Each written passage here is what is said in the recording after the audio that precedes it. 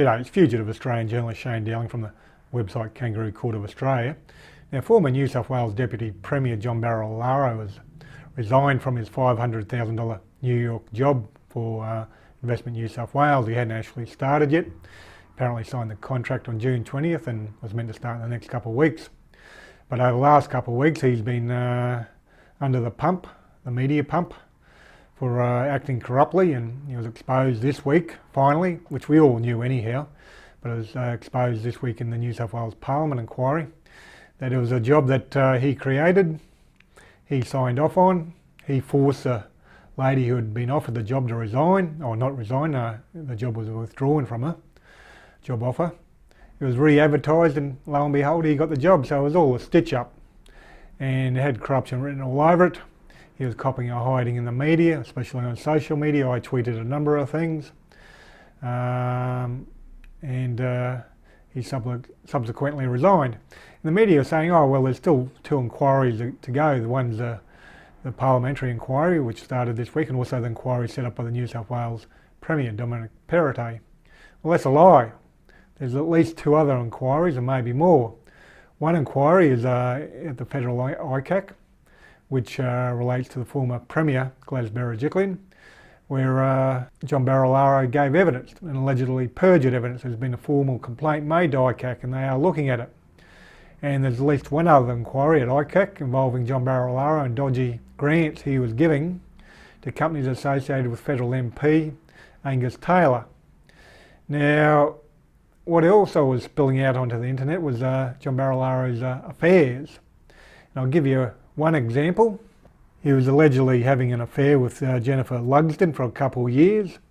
Now, she worked for his department from August 2019 to August 2021.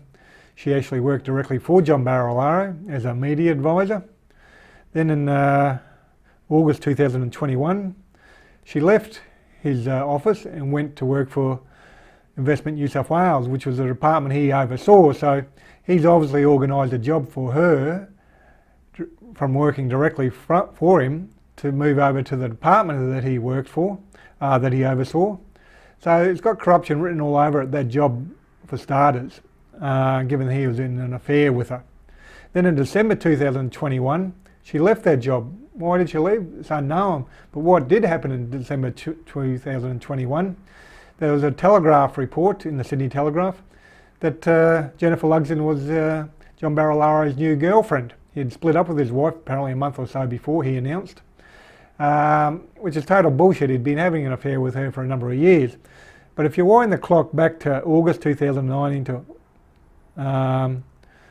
April 2019 to August 2019, who did Jennifer Lugsdin work for? Bronwyn Taylor, the sister, which is a state MP, the sister of federal MP Angus Taylor, that John Barilaro is accused of doing dodgy deals with, that are currently under investigation by the New South Wales ICAC.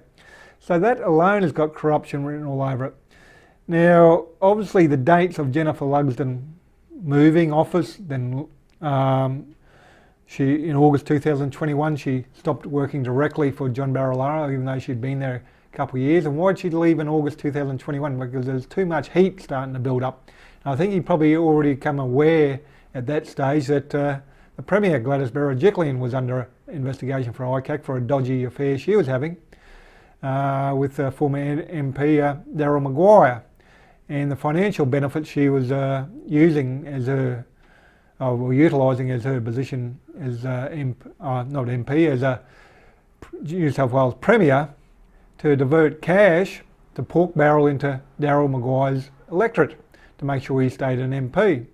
And that's what the New South Wales ICAC are investigating, and I'm sure that John Barilaro would have become aware of that in August last year, and that's probably why Jennifer Lugsdin moved from his office from August 2021. But she didn't move far. She moved into the department that he oversaw for another 4 or 5 months, until it was exposed in December 2021 that he was actually having an affair with her. And she moved very quickly from December 2021 to another job. Now, the question that's got to be asked, who else knew? Well, Amy Brown, who gave evidence, perjured evidence, I've said on social media, at the New South Wales parliamentary inquiry this week. She was ducking and weaving all over the place. Well, she's CEO of Investment New South Wales, and she was last year. So she had to have known that Jennifer Lugsdin, when it became public knowledge after the Sydney Telegraph report, was having an affair with John Barilaro. What did she know? What did she do? Did she tap Jennifer Lugsdin on the shoulder and say, look, you've got to go? Or did she already know when she started there in August 2021, when Jennifer Lugsdin started Investment New South Wales in 2021, August, did the CEO, Amy Brown, already know they were having an affair? Everyone else did. And the third thing I want you to pay attention to is, and I'll play it now, let's listen to John Barilaro ducking and weaving in the witness box, or the witness stand, at the New South Wales ICAC in October last year, when he was given evidence in relation to the inquiry into Gladys Berejiklian. Now, here the barrister acting for Gladys Berejiklian asked John Barilaro 3 times about extramarital affairs or intimate personal relationships. Now let's listen to it. The conflict of interest that I believe is of concern was that Ms. Berejiklian and Mr. McGuire were in a relationship. Mr. Barilaro, over your time in Parliament, did you disclose to the Premier all intimate personal relationships that you had? I would have, yes.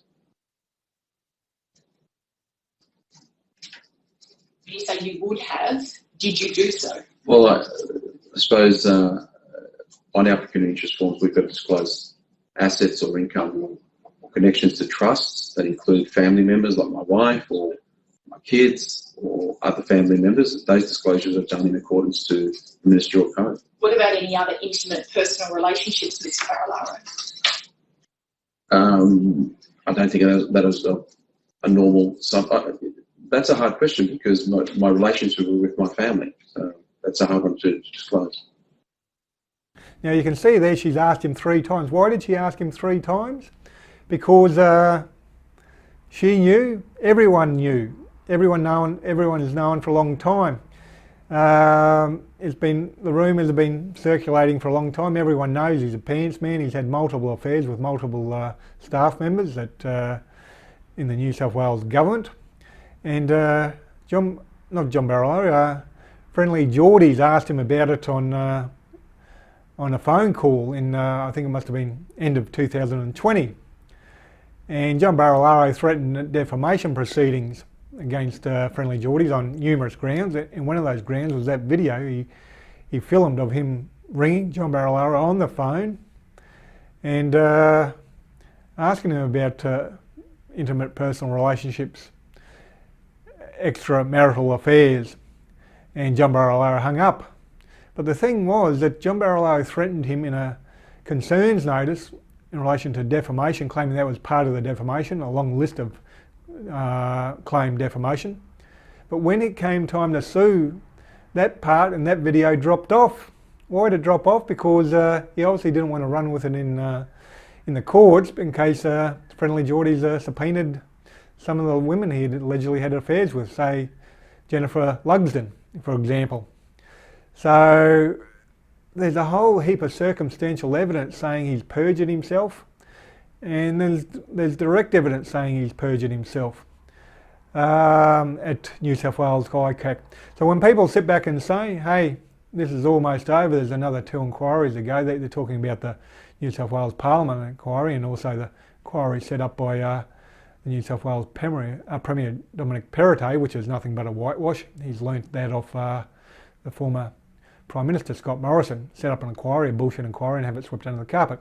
But there's a couple of ICAC inquiries still afoot, and I suspect there might be even a 3rd or 4th now, given all the evidence has come out, and John Barilaro trying to stitch up a $500,000 job for himself in New York on the New South Wales taxpayers' payroll. Now, I'm going to be publishing an article on that, on this exact subject, tomorrow, Saturday the 2nd of July 2022. So make sure you visit my website, have a look at that article. There's going to be a lot of links to further information. There's going to be extra information in there. And you can sign up for a free email notification on my website, Kangaroo Court of Australia. Every time I publish a new article, you get an email letting you know there's an article there to be read. And if you're watching this on YouTube or other social media, please share it on Facebook or Twitter, etc. And I'll be having a donation button just below the video on the description box. So please donate to help me keep producing videos and articles like I do. Other than that, thank you for your time and have a good day.